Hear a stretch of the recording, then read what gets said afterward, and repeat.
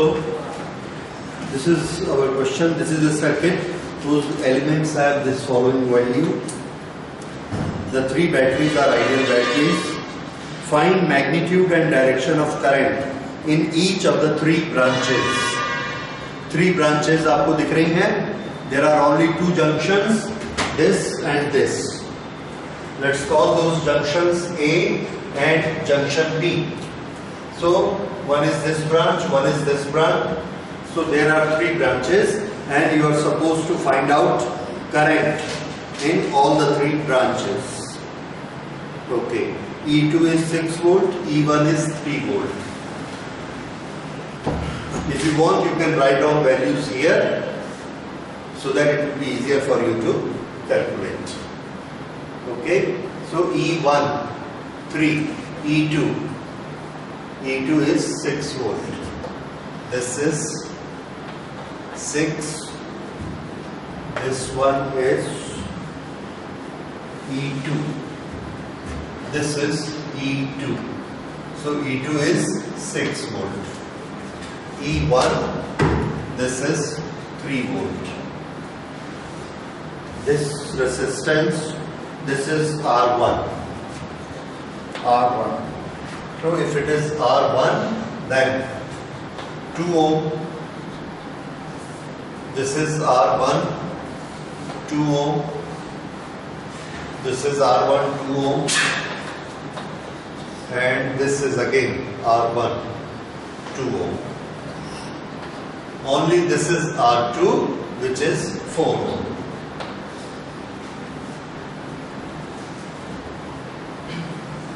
Okay.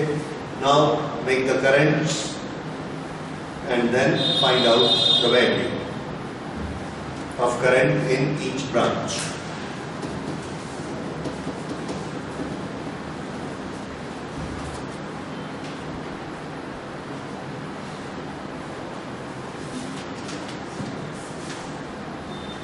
Current बनाने का नियम आपको मालूम है और आप लोग प्रोबेबली सब अलग अलग डायरेक्शन की करंट बनाएंगे.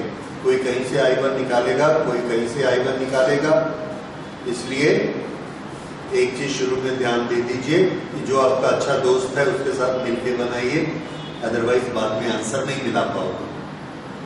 ठीक है. तो I1, I2, I3 इकट्ठा मानिए एक जैसा, तो बाद में फिर आपके इक्वेशन भी मिलेंगे.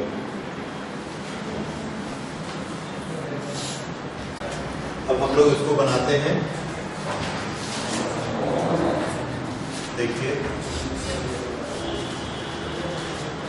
करंट का डिस्ट्रीब्यूशन पहले करेंगे. यहां से करंट लेते हैं I1, यहां से करंट लेते हैं I2, I1, I2 और दोनों मिलके इसमें से जाएंगी कितनी current? I3. So I3 is equal to I1 plus I2. तो हम इसको डायरेक्ट यहाँ I1 प्लस I2 भी लिख सकते हैं और हम चाहें तो इसको यहाँ पर I3 भी लिख सकते हैं. और अगर हम वेरिएबल कम करना चाहते हैं so let's put it I1 plus I2. यहीं पर ही कर देते तो हमारे आगे का हार्डवर्क बच जाएगा. ठीक है. ओके. अब उसके बाद यहां से I1 प्लस I2 यहां चलेगी, यहां तक आएगी. तो यहां कितनी आ रही है? I1 प्लस I2 यहां पर. उसमें से यहां कितनी चली गई? I2. बाकी कितनी बची? I1. तो यहां कितनी आ गई? I1 और ये I1 हमने मानी थी तो ये सेम आ गई.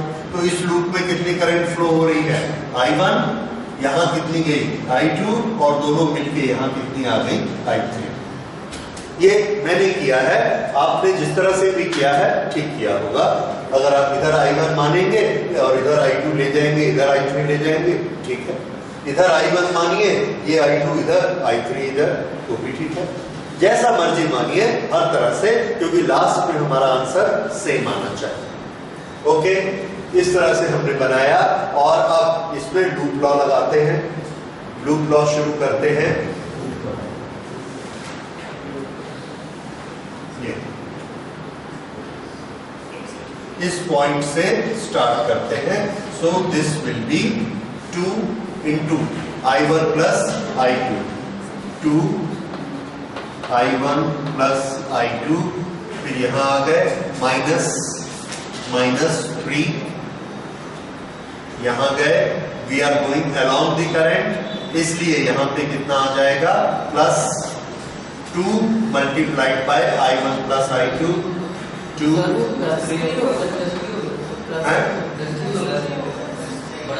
बड़े से छोटा +3, yes, this is higher potential, this is smaller potential, +3 is equal to 2 I1 plus I2। फिर यहां गए, यहां पर ये क्या हो जाएगा, माइनस इधर से इधर गए, so this will be lower potential, higher potential, -6 volt.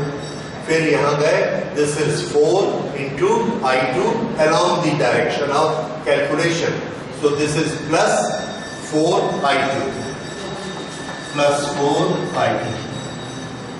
and यहां पहुंच गए, so this is equal to 0। ये हमारा एक इक्वेशन ऐसा बना। दूसरा इक्वेशन यहां से लेते हैं, इस लूप में से, ओके, इसको सिंप्लीफाई कर लेते हैं। This is I1 plus I2, I1 plus I2, 2 and 2 4, नहीं, ओपन कर लेते हैं, 2I1 plus 2I2 plus 3 plus 2I1 plus 2I2 -6 plus 4I2 is equal to 0. So in this is I1, this is I1, that's all. So 2 and 2, 4I1. Now this is I2, this is I2, this is I2. So +2 plus 2, 4 and 4, 8. 8I2. Now this is +3 and this is -6. So this is -3 is equal to 0. And this gives us final equation 4I1 plus 8I2 is equal to 3. This is equation number 1. Okay, now we come to equation number 2.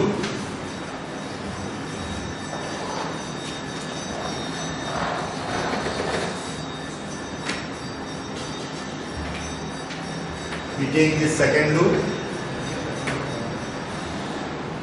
anti-clockwise, start from A, so this will be -4I2, -4I2।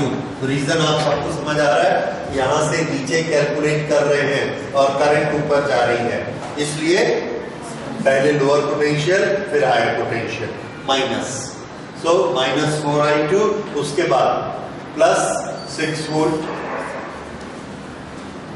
+6, फिर यहां से आ गए, so this calculation is 2I1 and positive, +2I1, this is -6, and this is 2I1 plus 2I1 plus 2I1.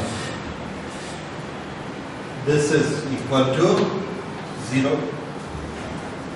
but it is not going to help us.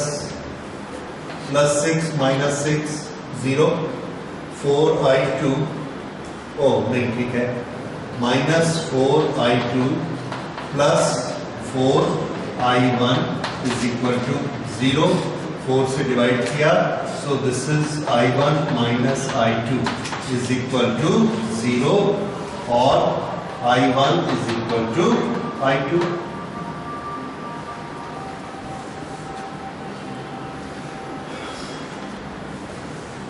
ठीक है, ये हमारे पास second equation आ गया, solve हो गया। I1 is equal to I2, यहाँ value रख देते हैं, I1 is equal to I2।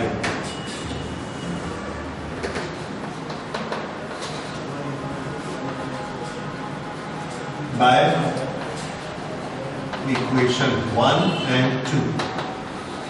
I1 is equal to I2. Let us place I1 here. So this is 12 I1.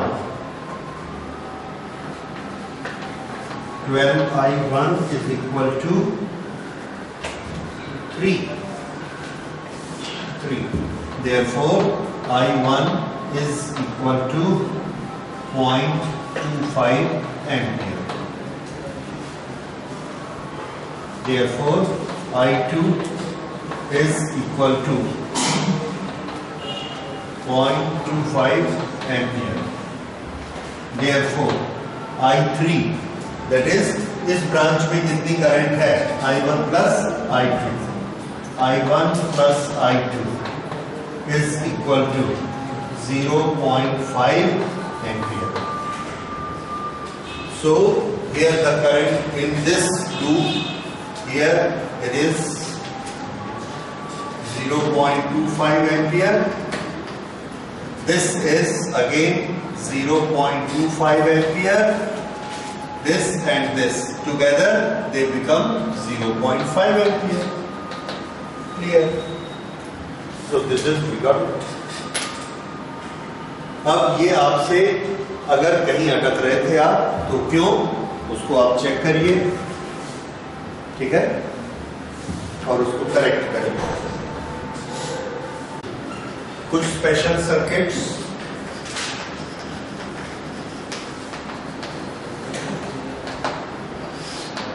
इसमें पहले लेते हैं व्हीटस्टोन ब्रिज.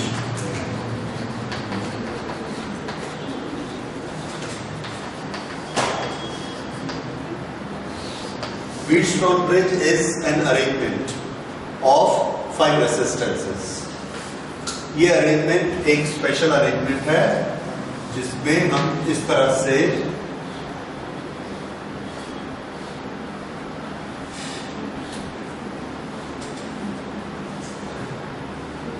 इसे सेट करेंगे. ये जो दोनों एंड्स हैं यहां से सप्लाई देंगे. That means here we will connect a battery.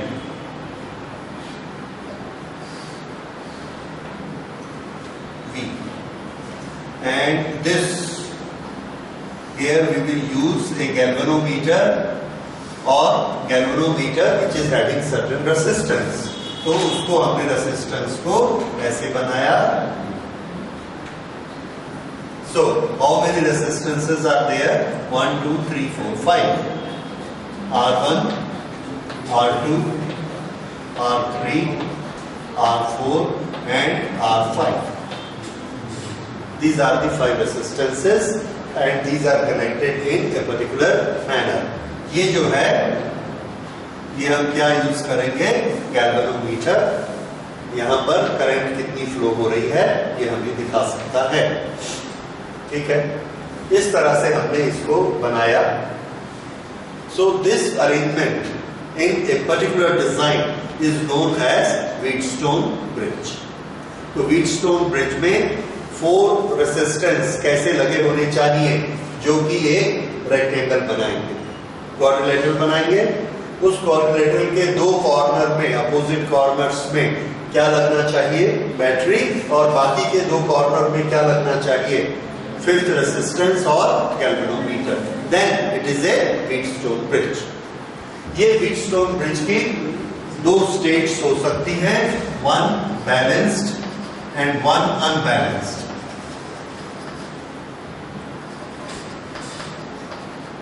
Unbalanced. Now see when it is balanced, हमने कैलकुलेशन की इनकी वैल्यूज को लेकर R1, R2, R3, R4.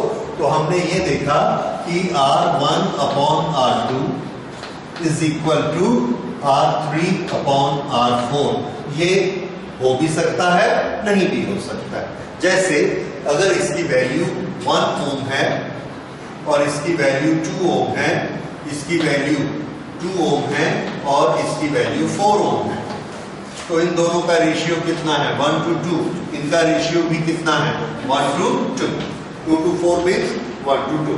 तो रेशियो दोनों का सेम है, R1 upon R2, R3 upon R4 equal है, इसलिए हम क्या बोलेंगे, this Wheatstone bridge is balanced. अगर ऐसा नहीं है, जैसे if this is 3, then this ratio is 1:2,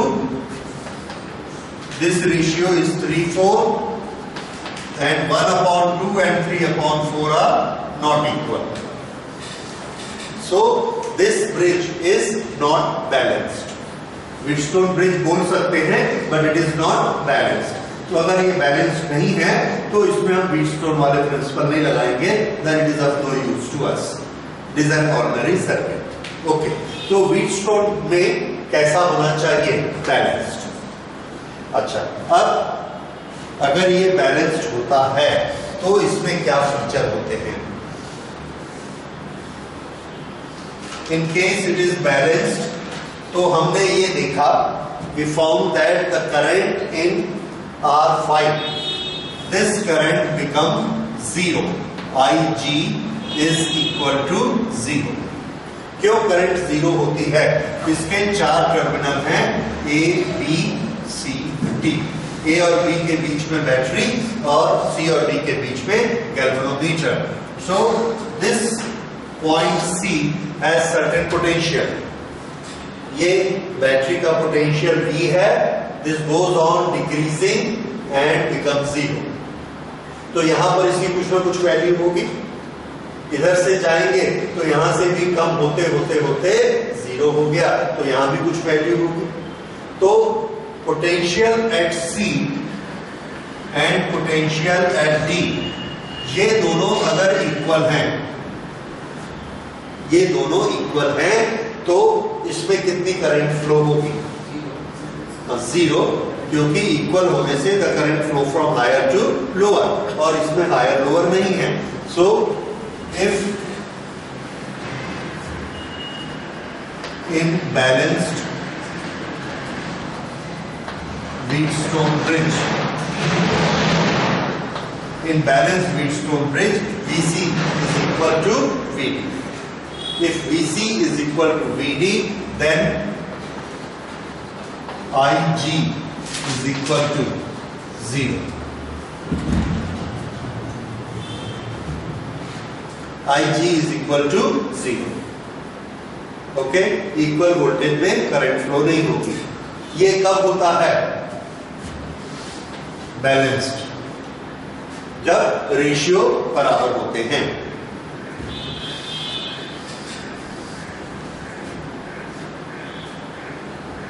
अच्छा, अगर ये IG 0 होगा तो यहां से कुछ करंट फ्लो हो रही है, यहां से कोई करंट नहीं आ रही, वो करंट यहां से ऐसे जाएगी, इसमें से करंट जाएगी, वो कुछ करंट इसमें से जाएगी, लेकिन इसमें से कोई करंट नहीं जाएगी। तो आप देखिए, ये रेजिस्टेंस को करंट को अपोज करने की अपॉर्चुनिटी मिली, क्योंकि करंट जा रही है। ये रेजिस्टेंस भी करंट को कम कर रहा है, ये रेजिस्टेंस भी करंट को अपोज कर रहा है, ये रेजिस्टेंस भी करंट को अपोज कर रहा है। चारों रेजिस्टेंस करंट को अपोज कर रहे हैं, पर पांचवा नहीं कर रहा। क्यों नहीं कर रहा? क्योंकि उसमें से करंट ही नहीं जा रही। तो इस सिस्टम में 5 रेजिस्टेंस हैं, 4 resistances are acting to decrease the current, to oppose the current, but there is one resistance which is not working as a resistance because there is no current flowing in that. ये बात समझ में आई? तो इस पूरे system का A से B तक जो रेजिस्टेंस का फॉर्मेशन हो रहा है, उसमें R1, R2, R3, R4 participate कर रहे हैं, पर R5 उसमें पार्टिसिपेट नहीं कर रहा। R5 is not participating.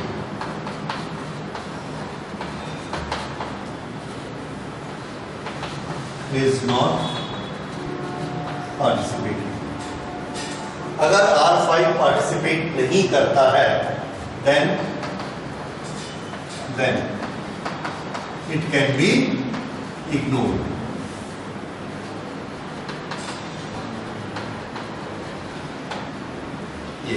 ये हमारा एक स्टैंडर्ड लॉजिक है। कब ये लॉजिक एप्लीकेबल होगा? जब हम ये प्रूफ कर देंगे कि हमारा व्हीटस्टोन ब्रिज कैसा है, बैलेंस। और बैलेंस प्रूफ करने के लिए हमको क्या निकालने पड़ेंगे? रेशियो। तो ये जो दोनों आर्म हैं, these are known as ratio arms. ये कभी कभी नाम यूज करते हैं, ये रेशियो आर्म्स है। तो AC और CB ये रेशियो आर्म्स है, और नीचे AD और DB ये रेशियो आर्म्स है। अच्छा, अगर हम इसमें R5 को इग्नोर कर देंगे तो अब हमारे पास सर्किट क्या बचेगा?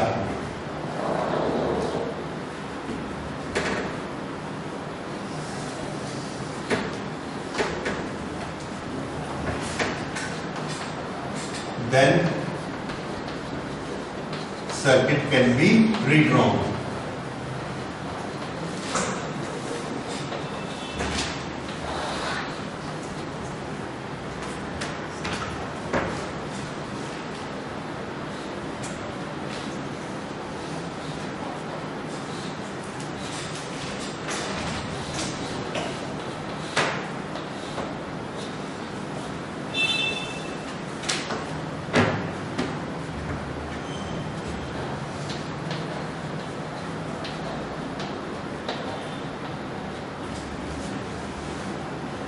अब अगर इस तरह से रेजिस्टेंस है तो क्या आप इसका इक्विवेलेंट रेजिस्टेंस निकाल सकते हैं? It is easy. ऊपर के दोनों सीरीज में है तो R1 प्लस R2 एक बन जाएगा, और नीचे वाला R3 प्लस R4 एक बन जाएगा। So we get this is R1 plus R2, और नीचे का ये मिलेगा हमको, this is R3 plus R4।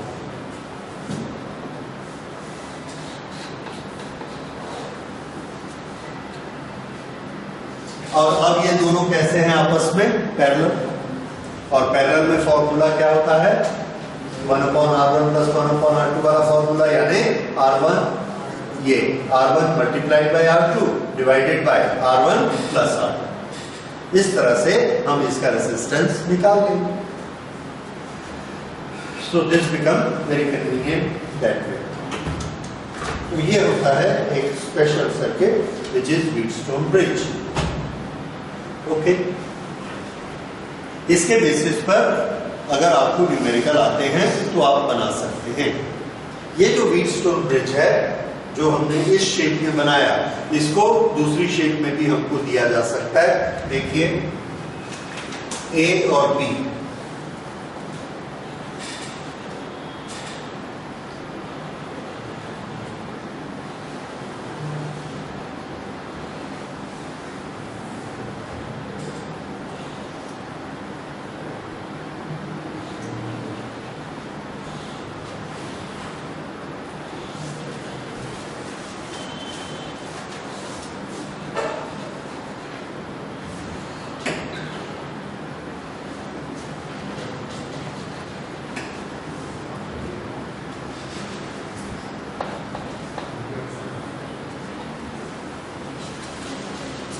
हाँ देखिए, how many resistances are there?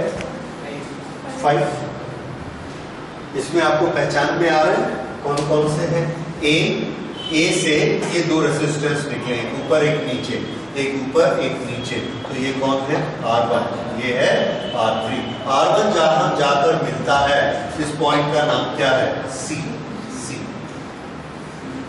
ये जहां जाकर मिलेगा इसका नाम क्या है? D। R3 ये है D। C और D के बीच में कौन है? C और D के बीच में कौन है? सो दिस इज R5। अब ये देखिए D और B इसके बीच में R4, और C और D के बीच में R2। B से ये दो निकलते हैं, R2 R4, R2 R4। तो हमारा न्यूमेरिकल एग्जामिनेशन में ऐसा आता है कि इसका इक्विवेलेंट रेजिस्टेंस निकालना A to B। फिर हम लोग इसको रीड्रॉ करके ऐसा बनाते हैं, फिर ऐसा बना के हम प्रूफ करते हैं that this is a Wheatstone bridge.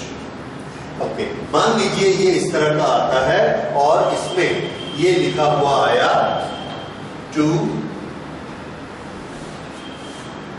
3 4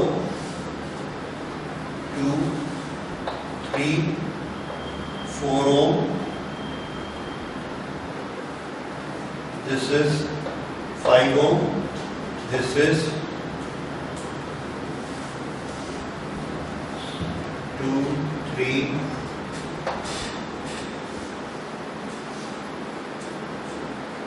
3 6.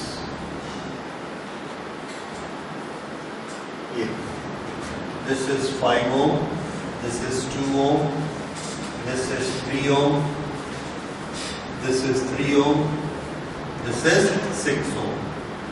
तो इसका इक्विवेलेंट रेजिस्टेंस निकालकर बताइए।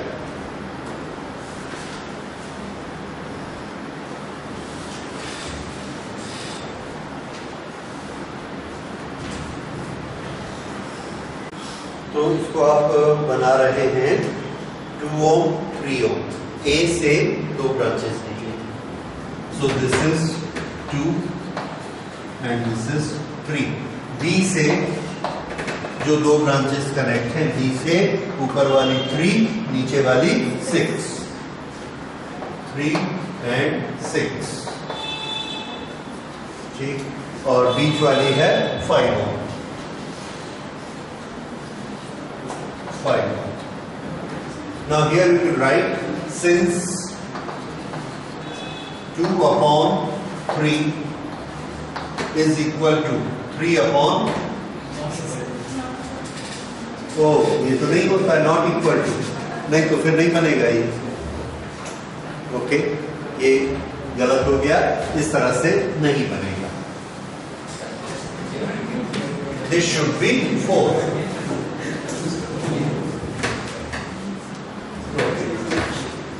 ये हमको लेना है 4, 2 3 4 5 6, so this will be 4, since 2 upon 3 is equal to 4 upon 6, yeah.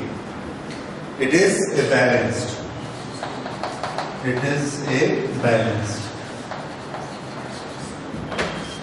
Wheatstone bridge. It's a balanced Wheatstone bridge. Therefore, उसके बाद हम क्या लिखेंगे? Therefore, BC is equal to VD, IG is equal to 0, R5 is not participating. ये ऐसे के ऐसे ही repeat हो जाएगा, और ऐसा रिपीट होने के बाद में फिर हम 5 ohm को निकाल के फिर से सर्किट बनाएंगे, और अब हमारे सर्किट में क्या आ जाएंगे? This will be 2 ohm,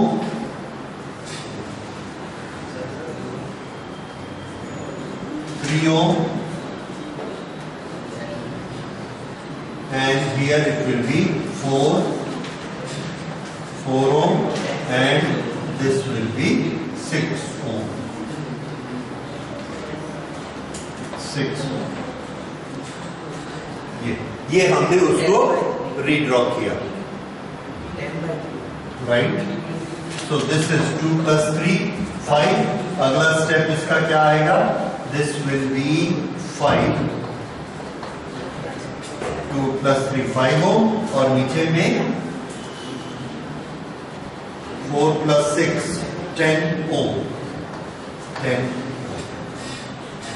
5 ohm and 10 ohm. अब 5 और 10 पैरेलल में है, तो इसका सिंगल बन जाएगा, और वो आ जाएगा, this is 10 into 5 50 upon 10 plus 5 15. So this is 10 upon 3 ohm. ये इसका इक्विवेलेंट रेजिस्टेंस आ गया,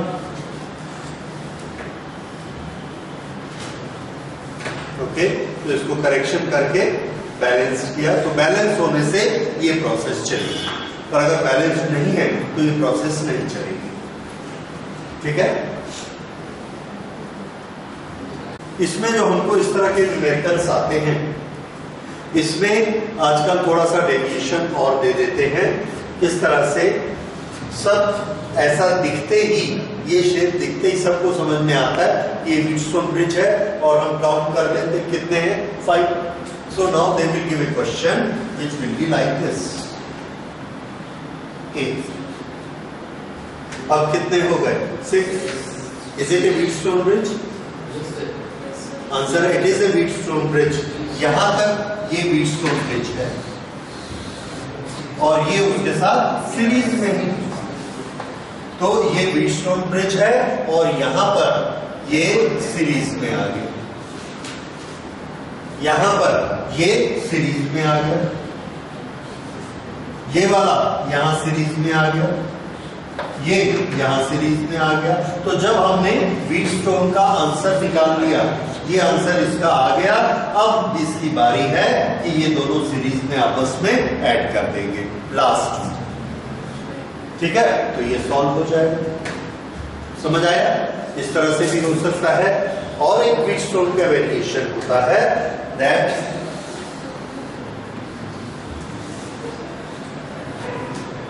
ये इसको ऐसा कर देंगे,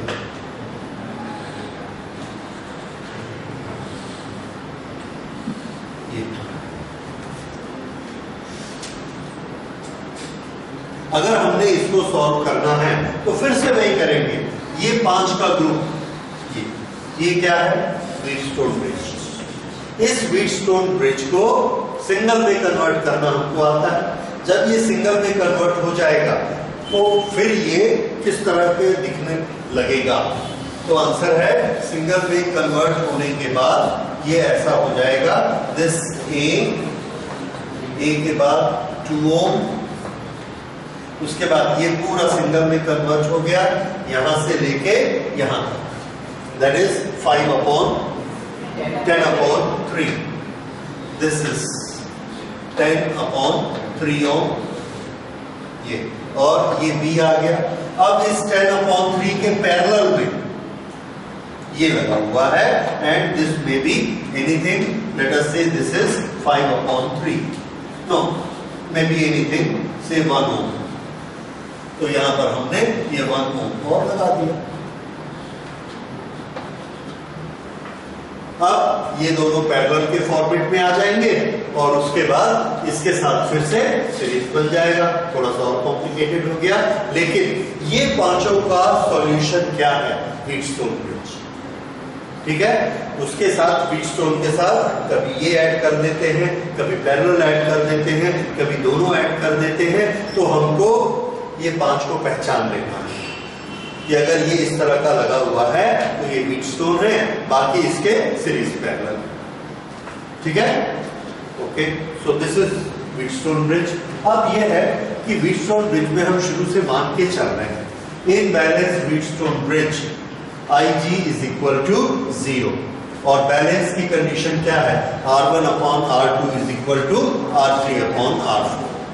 ऐसा होने से Ig 0 होता है, हम बता रहे हैं, लेकिन ऐसा नहीं चलता, हमारे बताने से नहीं होगा। There has to be a proof of it. तो हमारे पास इसका प्रूफ है, इसको प्रूफ किया जा सकता है कि अगर ये रेशियो इक्वल है तो करंट 0 होगी। इसको प्रूफ हम करते हैं किरचॉफ लॉ से, और किरचॉफ लॉ में हम इसको उल्टा प्रूफ करते हैं कि अगर Ig 0 है तो R1/R2 is equal to R3/R4 होगा। तो अगर ये 0 होने से ऐसा होता है तो उसी से क्या प्रूफ हो गया कि ये ऐसा होने से Ig 0 होगा। ठीक है, so that is known as proof of Wheatstone bridge. अब हम लोग थोड़ा उसको देखेंगे, प्रूफ ऑफ Wheatstone ब्रिज।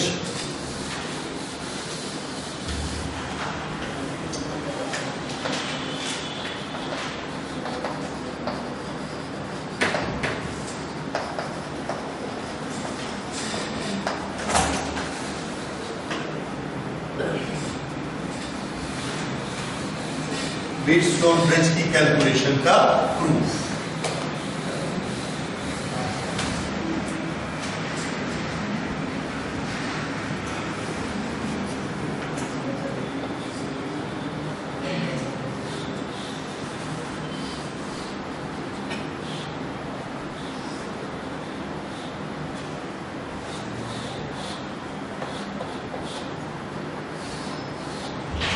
ये है V, यहां से करंट फ्लो हो रही है I।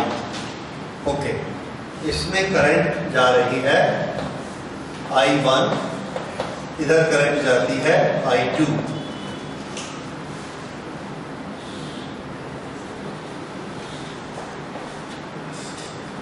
This is R3, no, R1, R2, this is R3, this is R4, R5।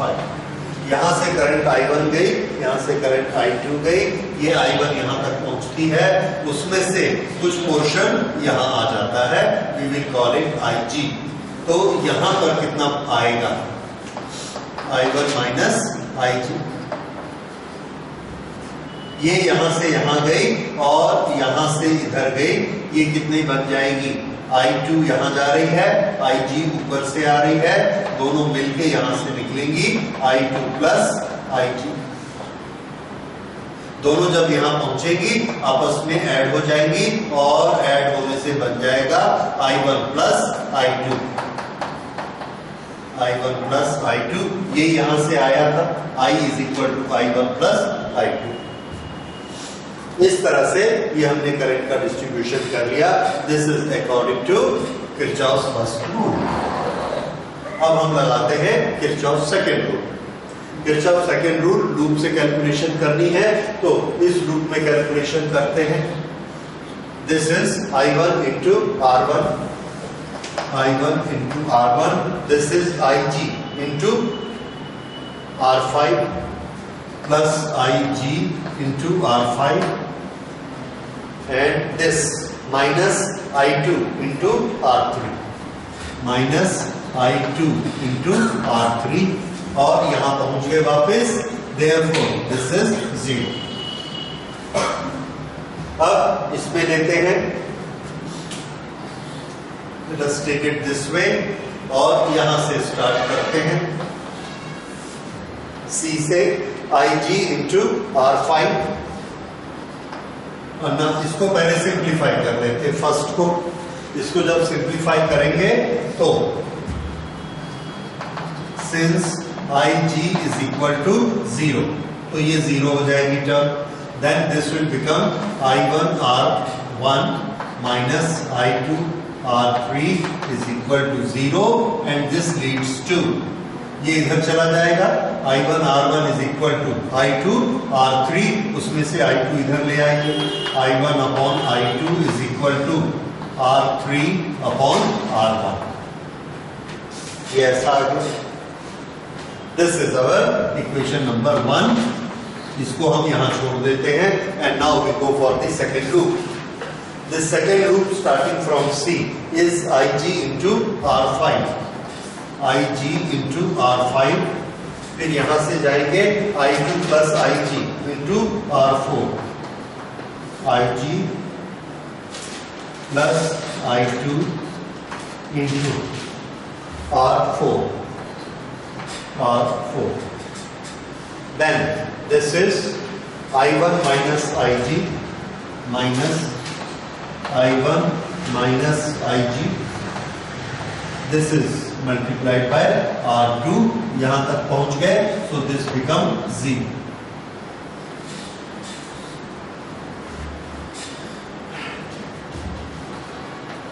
Since IG is equal to 0, तो ये 0 हो गया, ये 0 हो गया। This is I2 R4 minus I1 into R2, I1 R2 is equal to 0। बाकी terms IG 0 हो गए। ओके, इसको इधर ले गए, I1 यहां चला जाएगा, so I2 R4 is equal to, this leads to I2 R4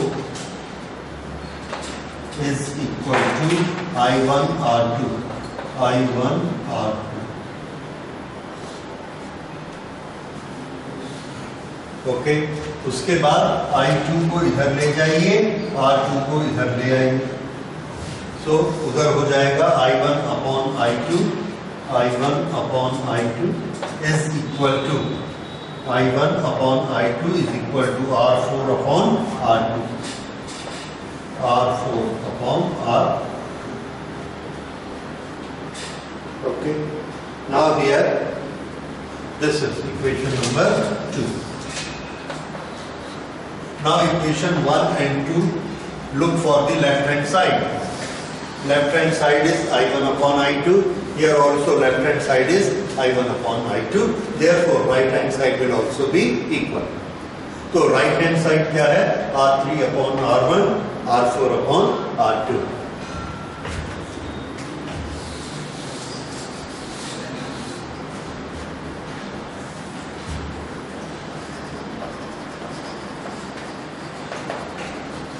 Comparing equation 1 and 2. 1 and 2 इनको कंपेयर करेंगे तो हमें क्या मिलेगा? R3 upon R1 is equal to R4 upon R2. R4 upon R2. और R1 को इधर ले जाइए, R4 को इधर ले आइए. So this will become now R1 upon R2. ये R1 इधर चला गया तो R1 upon R2. R1 upon R2 is equal to R3 upon R4.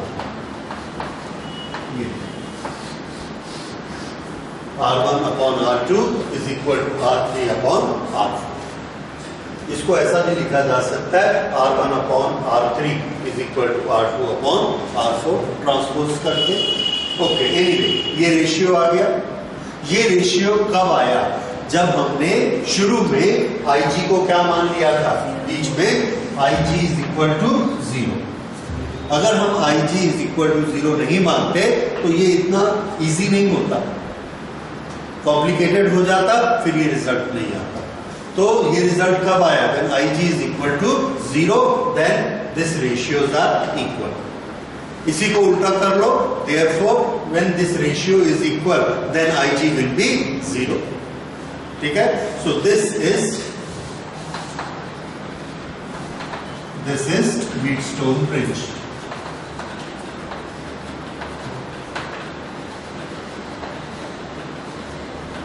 This is equation of Wheatstone bridge. और इस इक्वेशन ये हमको कैसे मिला था? IG is equal to 0. तो ये एक छोटा सा प्रूफ है इसका. This is very rarely asked, लेकिन इसका प्रूफ ये हमको बताता है कि हमने व्हीटस्टोन ब्रिज से बनाया है. ये अपने आप नहीं बन गया है या हम इसको ऐसे ही बोल के मान ले, ऐसा नहीं. This is properly calculated one. तो ये है व्हीटस्टोन ब्रिज और उससे रिलेटेड न्यूमेरिकल. अब हम दिस इज ऑल्सो 5 ohm.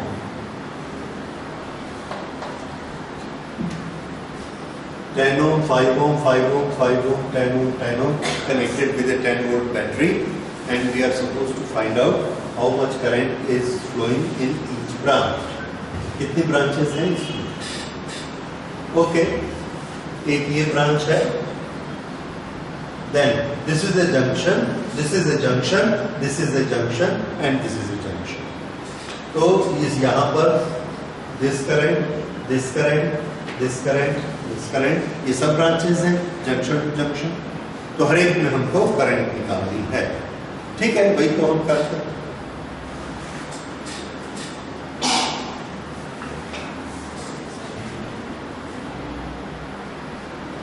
अब इसको देखने के बाद आपको ये लगता है कि एक व्हीटस्टोन ब्रिज है, उसकी शेप है. चेक करिए वेदर इज इट बैलेंस्ड.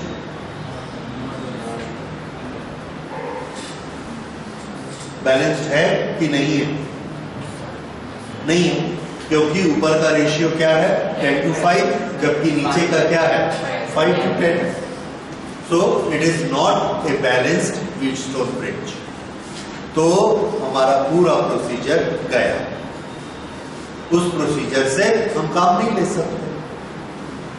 तो अगर हम उस प्रोसीजर से काम नहीं ले सकते तो हम इससे कैसे निकाल सकते हैं? हमको क्या निकालना है? करंट. करंट निकालने के लिए हमारे पास क्या तरीका रहता है? करंट निकालने के लिए हमारे पास फॉर्मूला क्या है, I is equal to V upon R। ये हमें I निकालने के लिए दो चीज पता होनी चाहिए। क्या यहां हमको कहीं पर भी V मालूम है? यस, आंसर है हमको V मालूम है। यहां से शुरू होगा और यहां खत्म होगा। ये यहां से लेके यहां तक, इसके बीच में कितना V लगा हुआ है? 10। उससे हम I निकाल सकते हैं, लेकिन क्या पता होना चाहिए? R। कहां से कहां तक का R? यहां से लेके यहां तक का R। अब यहां से चले और ऐसा R यहां तक निकालें, यानी इस पूरे का हमको इक्विवेलेंट रेजिस्टेंस निकालना है। ये मतलब है इस पॉइंट से लेके इस पॉइंट तक इक्विवेलेंट रेजिस्टेंस निकालना है। इसका क्या तरीका है? तो देखिए, अब ये इक्विवेलेंट रेजिस्टेंस में व्हीटस्टोन ब्रिज तो ये नहीं है बैलेंस, इसीलिए वो वाला तरीका काम नहीं आएगा। तो अब हम लोग इक्विवेलेंट रेजिस्टेंस निकालने का दूसरा तरीका सीखते हैं, and this is very very important. इस तरीके से आप किसी तरह के भी सर्किट का रेजिस्टेंस निकाल सकते हैं। मोस्ट ऑफ द सर्किट, एक दो अलग अलग तरह के होंगे वो अलग चीज है, पर most of the circuits you can find out equivalent resistance by this method, and this method uses Kirchhoff's law. तो किरचॉफ लॉ को यूज करके आप रेजिस्टेंस निकाल सकते हैं। किस तरह से रेजिस्टेंस निकाल सकते हैं? शुरू करते हैं यूजिंग किरचॉफ लॉ। देखिए, हमको रेजिस्टेंस निकालना है, तो रेजिस्टेंस का फॉर्मूला हमारे पास क्या होता है? R is equal to V upon I। R is equal to V upon I। V क्या है? Potential difference. I is the current flowing. हमको पता होना चाहिए कि उन दो पॉइंट के बीच में पोटेंशियल डिफरेंस कितना है, ये हमको पता है। फिर हमको पता होना चाहिए कि इसमें करंट कितनी फ्लो हो रही है। अगर हम करंट फ्लो निकाल लें I और V से डिवाइड कर दें, तो हम क्या निकाल सकते हैं? रेजिस्टेंस। उसमें हमको R का सीरीज पैरेलल कुछ नहीं चाहिए। क्या चाहिए हमको? करंट चाहिए। और अभी तक जो किरचॉफ लॉ के न्यूमेरिकल आप प्रैक्टिस कर रहे हो, हर एक में क्या निकाल रहे हो? Current. Current in the each branch. तो इसमें भी हम करंट निकालेंगे, या सिंपली हम V अपॉन I सीधा निकालेंगे। तो अब देखिए, R के फॉर्मूले को थोड़ा आउट ऑफ द बॉक्स सोचिए। R हम अंदर घुसकर नहीं निकालेंगे, ऊपर से V लगाएंगे, I को रीड आउट करेंगे, V अपॉन I कैलकुलेट करेंगे, R पता लग गया। हम अंदर में कुछ नहीं देखेंगे, सीरीज है, पैरेलल है, क्या है। तो कोई भी दो पॉइंट के बीच में अगर एक कॉम्प्लेक्स सर्किट लगा है, तो रेजिस्टेंस कैसे निकालना? V अपॉन I से निकालना। ये नई टेक्निक अब से याद रखिए, ठीक है। रेजिस्टेंस कैसे निकाला जाएगा? V अपॉन I से। कहीं से V की वैल्यू पता करिए, कहीं से I की वैल्यू पता करिए, V को I से डिवाइड कर दीजिए, R पता लग जाएगा। लैब में हमारा यही तरीका होता है, R पता लगाना। ये काम अब हम शुरू करते हैं। तो इसमें इस काम को कैसे करेंगे? तो इसमें हमने किरचॉफ लॉ लगाना शुरू किया। देखिए, हमारा टारगेट क्या है? V अपॉन I निकालना। ये दो पॉइंट में, तो इसका V तो हमको मालूम है। यहां से हमने करंट मान ली, कितनी चली? I। अब अगर V अपॉन I करेंगे तो क्या निकलेगा? Resistance between this point two this point, क्योंकि इसमें करंट I आ रही है। ये बात समझ में आ गई सबको? कन्विंस? अब इस I की वैल्यू, V अपॉन I की वैल्यू हमको चाहिए। तो हम किरचॉफ लॉ का शुरू करते हैं। यहां से I होगा, यहां से कितनी करंट जाएगी? I, क्योंकि कोई ब्रांच नहीं है। ये करंट I कहां से कहां तक जाएगी? इसमें हमने बना दिया A, B, C, D। बताइए, ये करंट कहां से कहां जाएगी? I। पिछला जंक्शन कहां है, अगला जंक्शन कहां है? हाँ, very good, B to A। तो यहां से ये करंट जा रही है आई, और इसमें भी जाएगी आई, और इसमें भी जाएगी आई, यहां तक पहुंचे। यहां तक पहुंचने के बाद इसकी दो ब्रांचेस हो जानी है। इसको हमने मान लिया I1। अगर इसको I1 माना तो ये कितनी हो गई? I minus I1। ठीक है, ये I माइनस I1, ये I1, ये I1 यहां तक पहुंची। जब यहां पहुंचेगी तो फिर ये दो ब्रांचेस मिलती हैं, तो एक हमको I2 माननी पड़ेगी। उसका कोई एस्केप नहीं है, कोई दूसरा रास्ता नहीं है, इसलिए मजबूरी है। हमने कितनी मान ली? I2। अगर ये I2 मान ली तो यहां हम I3 मानने से बच गए। बताइए यहां कितनी होगी? यस, I1 यहां से एंटर कर रही है, उसमें से I1 में से I2 यहां चली गई, बाकी बची हुई यहां चली गई, तो बची हुई कितनी है? I1 minus I2। अभी तक I3 नहीं मानना पड़ा, ये यहां तक पहुंचेगी। I1 माइनस I2 यहां पहुंच गई। अब इधर आते हैं, ये है I माइनस I1 यहां तक आई है, उसके ऊपर से आ गई है I2। दोनों यहां पर ऐड हो गई, ऐड होके यहां निकल गई, तो यहां से कितनी निकली? I minus, correct, I minus I1 plus I2 plus I2। ये चीज सबको समझ आ गई? I माइनस I1 इधर से आई, I2 इधर से, ये यहां पहुंची। अब यहां पर ये ऐसे आ रही है, ये ऐसे आ रही है, दोनों ऐसे आ रही हैं, और दोनों मिलकर यहां निकलती हैं। पर ये निकलने वाला तो पहले ही हमको मालूम, कितनी? I।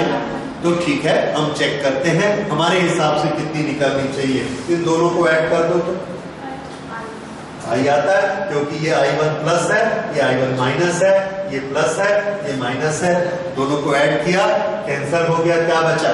I। तो इधर कितनी आ गई? I। इससे मैच हो गया, that means our distribution is correct. ठीक है, लास्ट में मैच हो गया, means our distribution is correct. अब देखिए सब ब्रांचेस की करंट हमको पता लग गई। सो हमारा किरचॉफ फर्स्ट लॉ का काम हो गया, डिस्ट्रीब्यूशन ऑफ करंट हो गया। अब हम इसमें करते हैं सेकंड लॉ लेकर उसको अप्लाई करते हैं। सेकंड लॉ के लिए लूप लेते हैं ये। हमारा टारगेट क्या है? हमारा टारगेट है V अपॉन I निकालना। टारगेट क्या है? V upon I। V और I किस लूप में आते हैं? उस लूप का नाम बता सकते हैं? This is A, C, B, D, इसको मान लो E। V और I इस लूप में आते हैं। देखिए B, E, A, D, B, ये इसमें V भी आता है 10 और I भी आता है। तो ये लूप को तो हमने लेना ही लेना है, यही लूप हमको V अपॉन I देगा, क्योंकि इसमें V और I दोनों आते हैं। तो याद रखिए, जब इक्विवेलेंट रेजिस्टेंस निकालना होता है तो V अपॉन I के लिए कौन सा लूप हमको देगा? V अपॉन I, जिसमें बैटरी, मेन बैटरी जिसमें हमने ली है, वो हमको V अपॉन I देगा।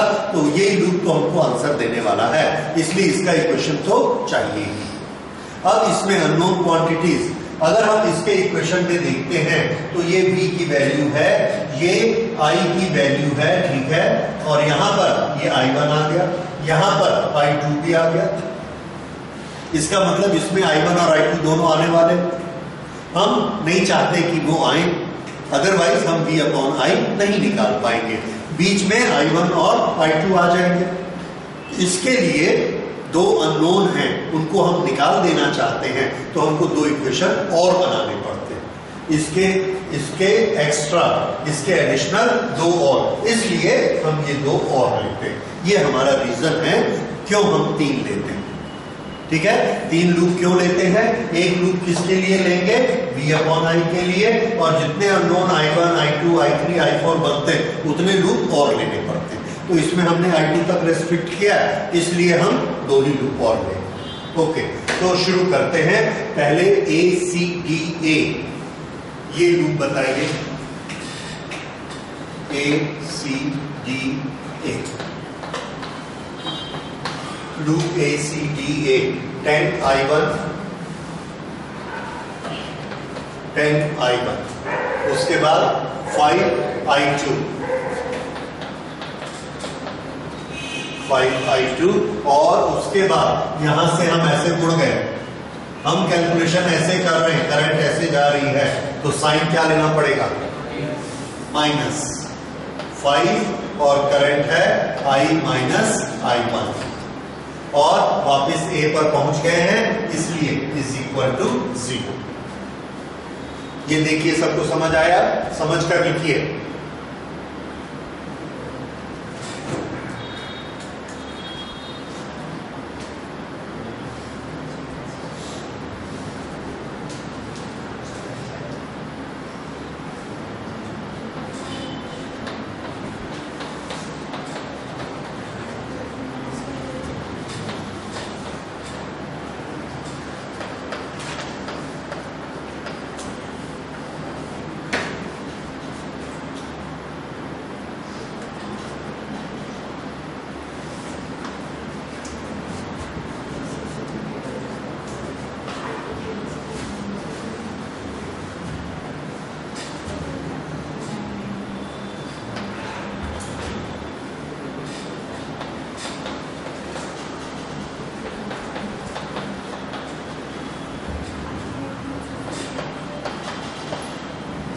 ये I को हमने उस तरफ कर दिया, I1 I2 को ऐसा किया। अब तीनों 5 से डिवाइड हो जाएंगे, so this will be 3I1 plus I2 is equal to I। This is our equation number 1। ऐसे ही, हाँ जी, ये हो गया। अब ऐसे ही फटाफट loop number 2 CBDC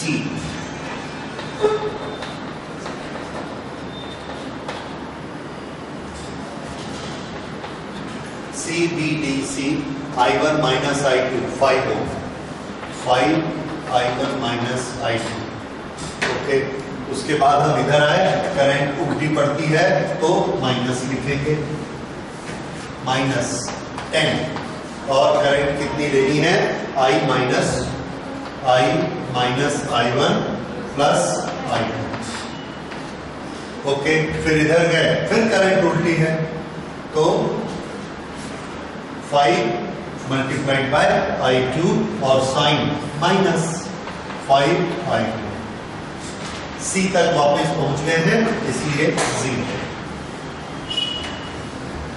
this is 5I1 minus 5I2 minus 10I minus into minus plus 10I1 minus into plus minus 10I2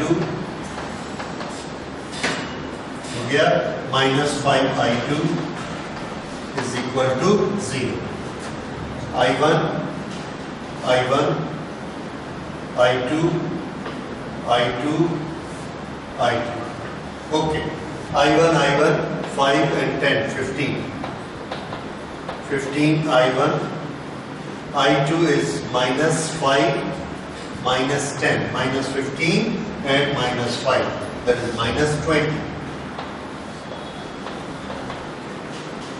I is only 1। Okay, all are calculated. -10I we take on the right side, so this becomes plus 10I divided by 5, so this is 3I1 minus 4I2 is equal to 2I।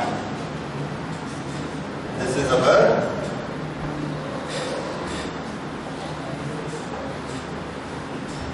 formula number 2।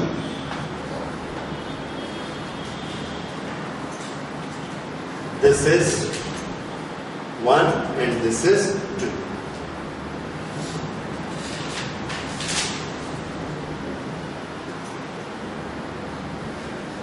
अच्छा, ठीक है।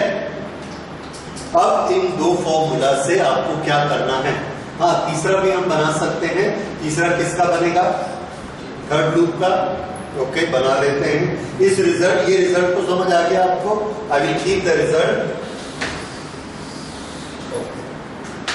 अब तीसरा loop हम लेते हैं A D B E A, A D B E A, ये वाला लूप लेते हैं बाहर।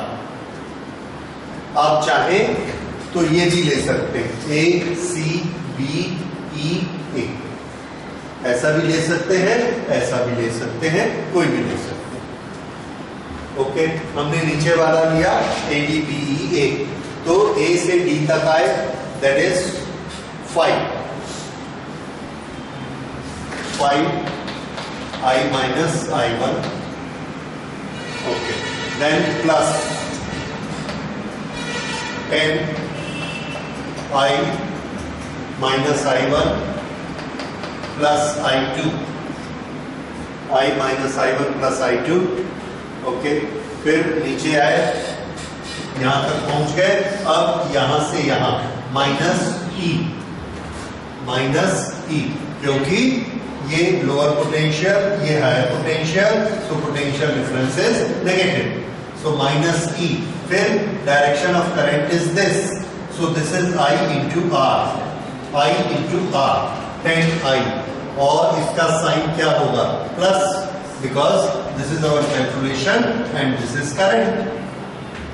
फिर यहां पहुंच गए वापस A, therefore this is equal to 0, ये आ गया दिस लूप। अब इसको हमने ऊपर किया, सिंप्लीफाई किया, सो this is 5I minus 5I1 plus 10I minus 10I1 plus 10I2 minus E plus 10I is equal to 0.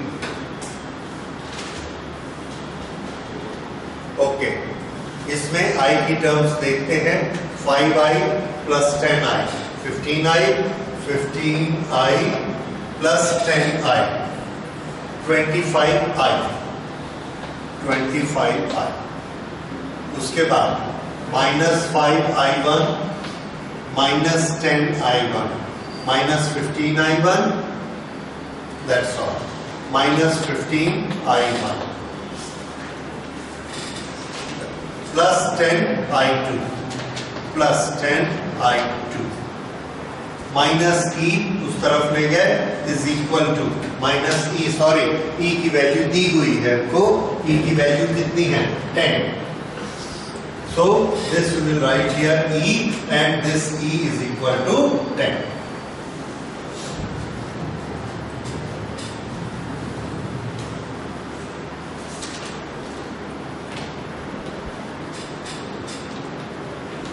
या अगर आप चाहें तो इसको E रख सकते हैं, चाहे तो इसको V लिख सकते हैं। हमने V अपॉन I निकालना है, ये इसका पोटेंशियल डिफरेंस, इसको अभी तक हम V मान लेते हैं, बाद में उसकी वैल्यू रख देंगे। ओके ये V, ये हमारा इक्वेशन आ गया। अब इससे और ज्यादा सिंप्लीफाई नहीं हो पाएगा, है नहीं, फिर इधर नहीं है, वहां 10 रखेंगे तब हो पाएगी। ठीक है कर सकते हैं, अगर इसकी जगह हम 10 रख दें, 10, then we can divide it with 5 और ये इक्वेशन छोटा होकर क्या हो जाएगा 5I minus this will be 3I1 plus 2I2 is equal to 2। ये आ गया। अच्छा दिस इज इक्वेशन नंबर 3, 1 2 3। अब ये जो 1 और 2 हैं, इसको आपने यूज करना है, टेक्निक याद रखिए। V वाले को अलग छोड़ दीजिए, ये जो I1 I I1 I2 I1 I2 I, इन दोनों को पकड़ के I1 और I2 को I की टर्म्स में निकालिए कि कितना आएगा। देखिए मैं आपको निकाल के बताता हूं।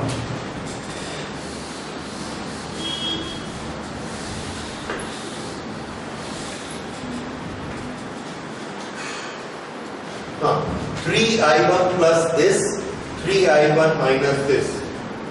इस इक्वेशन में से इस इक्वेशन को माइनस कर दो।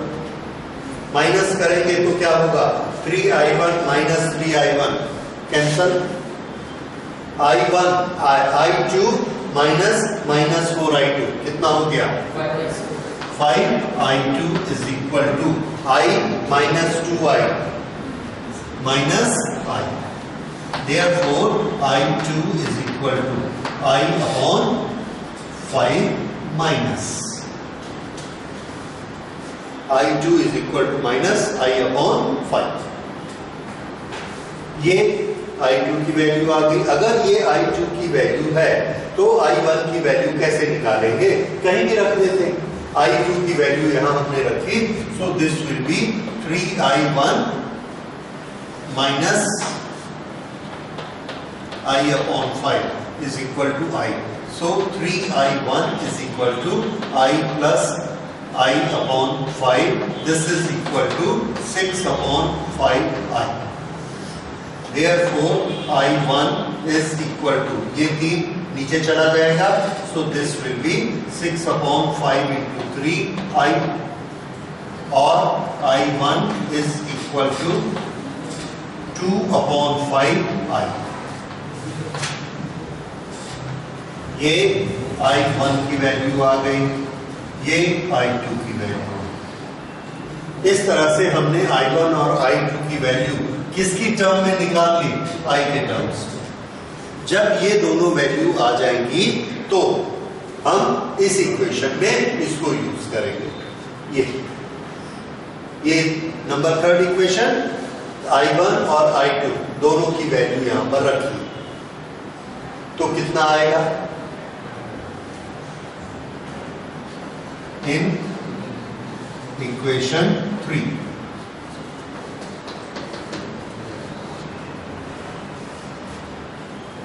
5I minus 3I1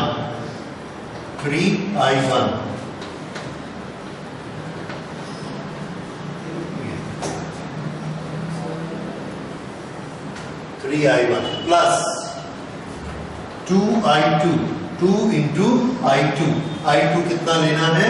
minus I upon 5 is equal to 2 is equal to,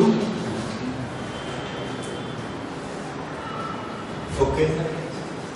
अब सॉल्व हो गया।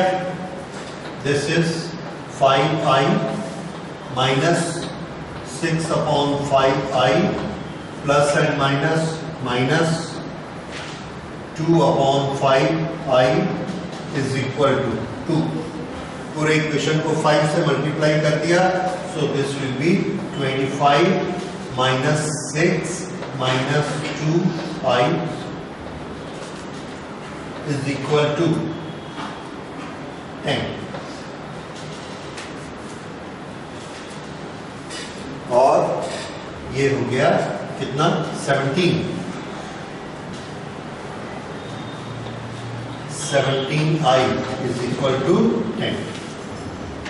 Therefore, I is equal to 10 upon 17. 10 upon 17 ampere. ये I की वैल्यू है। I is equal to 10 upon 17 ampere. देखिए कहीं कोई गलती तो नहीं मैथमेटिकली?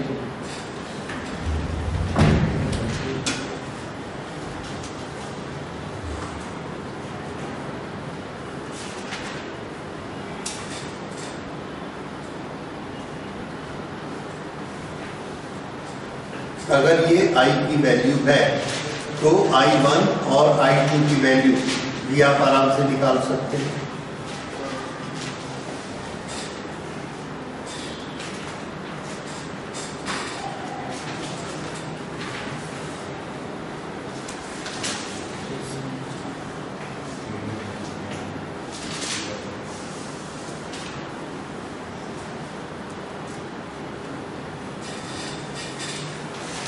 हाँ जी 10/17 आ गया।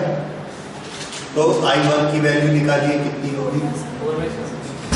Yes, so we got I is equal to 10/17, I1 is equal to I1 2/5 से मल्टीप्लाई किया तो कितना है बोलिए? 4/17 माइनस की प्लस प्लस, ठीक। I2 is equal to minus 2/17। ये I2 माइनस में क्यों आया? हमने डायरेक्शन किधर मानी है? नीचे। माइनस क्या बताता है कि एक्चुअल करंट किधर जाएगी सर्किट में? ऊपर, ठीक है। और वो ठीक भी है, क्यों? क्योंकि यहां से पोटेंशियल ड्रॉप होना शुरू करता है। ये कितना रेजिस्टेंस ड्रॉप कर रहा है? 10। ये कितना रेजिस्टेंस ड्रॉप कर रहा है? 5। तो बताइए कहां का वोल्टेज हाई होगा? सी का कि डी का? डी का। क्यों? राइट, ये दोनों क्या काम करते हैं? वोल्टेज को गिराने का काम करते। किसने ज्यादा गिराया होगा? 10 ने कि 5 ने? 10 ने ज्यादा गिराया, तो ये पोटेंशियल कैसा हो गया? लोअर। उसने ज्यादा गिरा दिया। समझ में आया? इसलिए ये लोअर होगा और ये हायर होगा। ये उतना नहीं गिरा पाया। तो अगर ये हायर है, ये लोअर है, तो करंट कैसी जानी चाहिए? नीचे से ऊपर ऐसी जानी चाहिए। ठीक, हमने नहीं ध्यान दिया। अगर हमने नहीं ध्यान दिया और ऐसा मान लिया तो मैथमेटिक्स ने हमको करेक्ट कर दिया। आंसर में क्या निकला? माइनस। तो माइनस निकला तो इसका मतलब है करंट की डायरेक्शन किधर है? डी से लेके सी की तरफ। समझ आ गया? तो इसलिए माइनस प्लस आने से कोई फर्क नहीं पड़ता। I2 की वैल्यू कितनी आई? 2/17। Minus shows that direction is from D to C. Okay, तो ये I2 की वैल्यू आ गई। अब हर ब्रांच में करंट पूछा गया है, तो ब्रांच का नाम लिखते जाइए और करंट बताते जाइए। जैसे ब्रांच AC, कितनी करंट है? I1 4/17। दूसरा CB,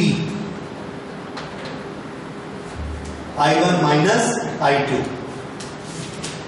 I1 4/17 माइनस 2/17 कितना हो गया?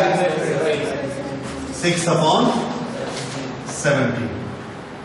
ठीक, उसके बाद CD, अगर हम C पहले लिखते हैं और D बाद में लिखते हैं तो इसमें हमको माइनस लिखना चाहिए।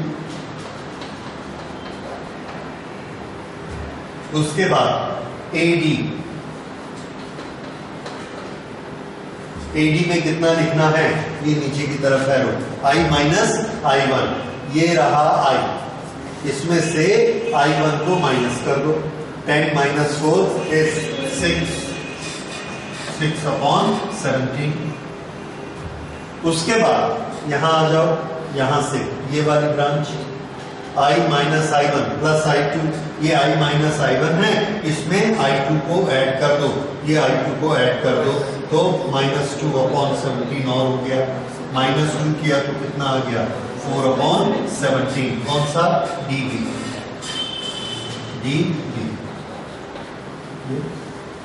और BEA इस ब्रांच में कितनी है?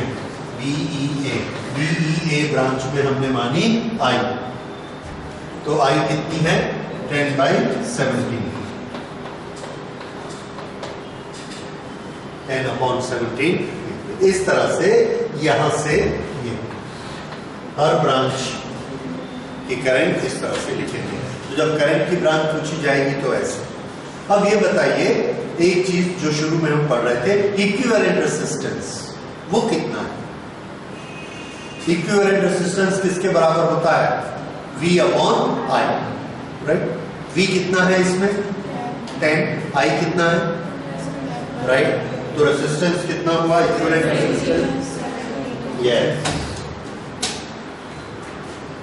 Equivalent resistance R AB is equal to V upon I. ये देखिए, ये रहा V और ये रहा I. इसको दोनों को हम किस में कन्वर्ट कर लेंगे? I. तो ये पूरा क्या हो जाएगा? V upon I. फिलहाल चूंकि हमको V दिया है, हमारे लिए और इजी हो गया. नहीं दिया रहता तो हम यहां से V अपॉन I निकाल लेते. तो इसकी वैल्यू कितनी आ रही है? 10 upon 17. This is equal to 17 ohm. This is what? Resistance. Total equivalent resistance 17 ohm. ठीक है? तो ये एक एग्जांपल बना V अपॉन I का. लेकिन V अपॉन I के अभी हमने और एग्जांपल भी करने हैं, पर अब टाइम नहीं है, so we'll do it in the next class.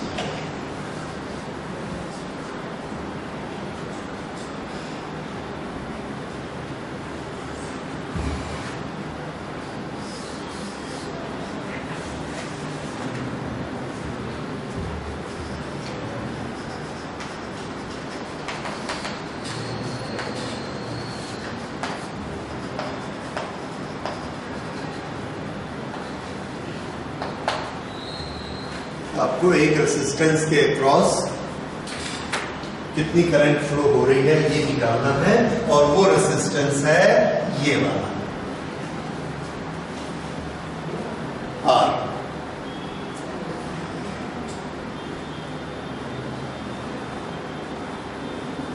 ठीक है?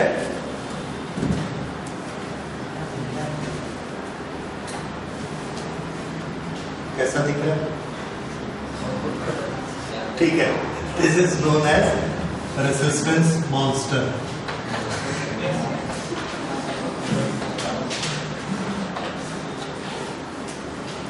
ठीक.